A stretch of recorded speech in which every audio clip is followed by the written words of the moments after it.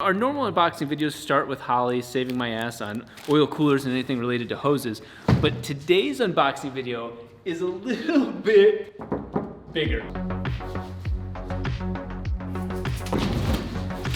You got this. Oh, that side is soft. I wouldn't recommend doing this because this is actually cardboard, so I'm just holding myself on the plywood over here. We have to figure out a way to get this thing out of the container. Leave it to Ben Pack for transforming this garage in such insane ways with such big equipment in one quick movement. I'm very winded from just jumping up here, but it is time to unbox. Picture this. You're me, you love Harbor Freight. It's kind of like the Stockholm Syndrome where you love your captor because Harbor Freight always has really cheap shit and you can't turn away. That's a phase. That's a phase in life. You kind of mature and grow through that. And that's where you end up with this. I have two air compressors, and those two together both still don't equal what's inside of this box. The noise, mostly, I hate the noise. Those things are loud. That's bad for your ears, especially in a small room like this. Large room, but still, it's echoing inside of here. We need airflow, we need noise, we need Ben Pack. Well, we unboxed this. The guys from Battle Arrow are here to do some really magic things. Maybe I'll stand in front of them because I don't want you guys to see the secrets, but they've been working their asses off on the 4-rotor, and I cannot wait to show you what we're unveiling for that. While they're doing that, we're gonna go ahead and unbox this. My luck. I'm gonna drop this right under the part. It's making me want to act up. It's making me want to get, oh, there we go. I think I got something. It is making me want to just start cutting.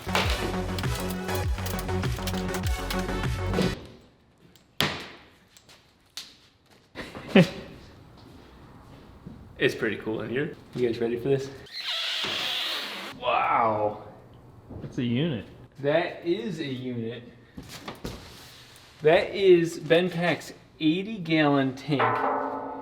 It's got a very specific model number. It's like a TSP, which they have just released a new version of their classic unit. It's slightly quieter, 17 CFM, 230 volts, runs up to 24 amps. You'll need a circuit breaker for 40. It's 5 horsepower, 175 PSI, 80 gallons. It weighs 600 pounds. Oh, there it is. It's a TSP 580V601, AKA the unit. This has to be one of the saddest things about having Keeps as such an amazing partner with the channel. I get so many free hats and I have no reason to wear them. I don't even look good with them, especially when I'm happy with my hair. And thanks to Keeps, I have a lot of really good hair days because I have a lot of hair left when I shouldn't. 2 out of every 3 men experience male pattern baldness by the time they're 35. I'm several years past that now, and I'm very fortunate to have found Keeps a couple years ago to help prevent hair loss. That's something that I wanted for myself. That might be something that you're looking for, and that's where Keeps comes in. Keeps has a variety of FDA-approved hair loss treatments to prevent that male pattern baldness and keep the hair you have. I can keep working on my cars while they keep protecting my hair. 2.5 years ago, when I first started getting serious with using Keeps, my hair was much thinner than it is now, both in terms of thickness that you could see through the light and each of the follicles being much thinner than they are now. There are a variety of options, and Keeps makes it easy to do your research on their website. It answers all the questions. Not only that, they have a special offer for you if you go to keeps.com/RobDahm to learn more. That's KEEPS.com/RobDahm. Now back to the video. A little workout in? Yeah. This is no joke.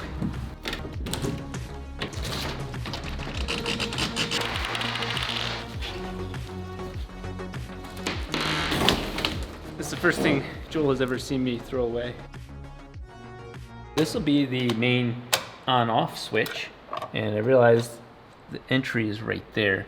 So I'm hoping, I came up with one of 2 solutions, and solution number 2 is what I want more. A hookup for a clothes dryer. So I'm hoping, this is 6 gauge, so it's overkill. Before I get crazy, I need to see if it'll go around and hook into the wall, because it's way cheaper than buying anything else. And this is protective enough, it's not gonna sit on the floor. Oh, look at that. Just enough. Just enough. So thankfully, that worked out. Time to turn on the circuit. We're good there.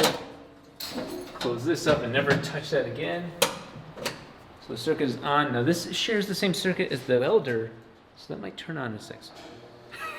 The water cooler, well, let me turn that off. We may want to put those in separate circuits because if both of those run, if that fires up while we're welding, that circuit's gonna pop. The ball valve is shut off, so it's just gonna build pressure. Here we go. I'm not gonna act like that's like insanely quiet, but that is really quiet. That's like the microphone's gonna be pointed there, so it's gonna be through the roof. But normally we're yelling back and forth way louder than we are before. Oh, there's a valve open. Oh, no. That's why it was louder. Yeah. Oops. Okay. Wait, that's so much better. It was just dumping air out. We got good oil pressure. I think it takes about 4 or 5 minutes to fill the whole tank. That's a lot of air. And it'll go up to 170. But, oh my God. That's fantastic. That is wonderful. Let's go over here and see how this sounds. That's amazing. I mean, you listen, it's still running, still doing its thing, still driving, and I am so happy. The high-pitched whine is just in your brains, and we can have this conversation right now. You guys can hear me. It's not edited audio-wise. That is okay. So we needed that. We needed that badly. So now we have more airflow, insanely quieter, more powerful, bigger tank, so it won't even turn on as frequently. Oh, I'm in love. Thank you. Thank you, Ben Pack. I couldn't get rid of Harbor Freight completely, and I'm very aware that this is so underkill for what tank this is. This is even a larger 3/8 inch inlet. This is 3/4, so it's double the diameter. I have this fancy little thing all prepped for you guys. I finally did it ahead of time. That we're gonna use this to hold this up. This is my current solution until we get used to the whole setup, but I had to adapt 3/8 to half and 1/2 to 3/4, and I think that amongst all of these we'll get the right fit onto here. Now if I open this up, oh holy hell, it's like the containment unit for Ghostbusters. Even you watching the video would be deaf. And I'm hoping with this reducer thing going on, it'll give us the right amount of spin to tighten it up to get this sitting vertical. So we'll just let them all figure out which one wants to go. I think I do one more full spin. Okay, so this is another little moisture removal thing. These are already expired silica tablets. Kind of a waste of time for this. They have like full-blown like air dryers if you're doing like painting. That's not what I'm about. But we'll be using the very bottom thing that was making noise earlier. We'll be using that to drain the bottom of the tank. That's really where most of the moisture is. But this will be the last bit of the lines. So now we still can't open this up. Actually, we'll open it up just a little bit. No, I'm not gonna do that. Just kidding, I can't do that. That scares the shit out of me. But now we're gonna take this 3/8, adapt it down one more to 1/4 inch, and then we'll have the fitting right there. I got these at the last second over at Lowe's, and I'm not too happy about it, but I'm still learning too. Is that we're going to the traditional 1/4 inch fitting, and so this is 3/8 to 1/4 inch, which I probably got ripped off on this thinking about it, because plumbing and pipe fitting are way cheaper. Same thing. We're just adapting it down until the hole gets to that size. That kind of sucks. But maybe we'll move to 3/8 or 1/2 inch, but we're not doing anything that moves that sort of air. So I'm gonna wrap these up with the PTFE, and we'll finish this up and we'll turn that main pressure on. And one of the reasons I kind of like this setup is that I can always unadapt it from 1/4, 3/8, 1/2, 3/4. But I'm curious to see how much this will hold pressure. If anything, this thing's gonna leak. It's got really shitty O-rings and everything. With all of that in place, I should be able to release the Kraken, and it'll just pressurize this and stop here. Here we go. So this whole assembly is now pressurized. And it's time to test that. We're gonna see if the hose pressurizes.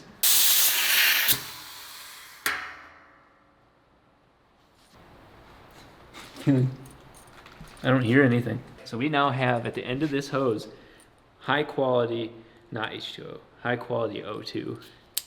And mostly nitrogen. I'm gonna plug it into a little sprayer and see what it sounds like, see how much it flows. So this will be a little loud for me. Okay, I wanna see how fast that tank bleeds some pressure.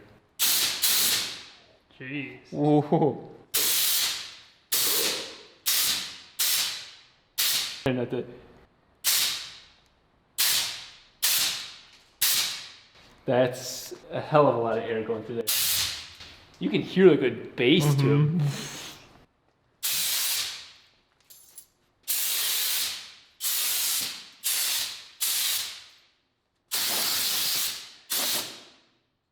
So we're at 150, 145. Obviously, this is about the most intense use of air you're gonna have, but that is nuts. That is absolutely nuts.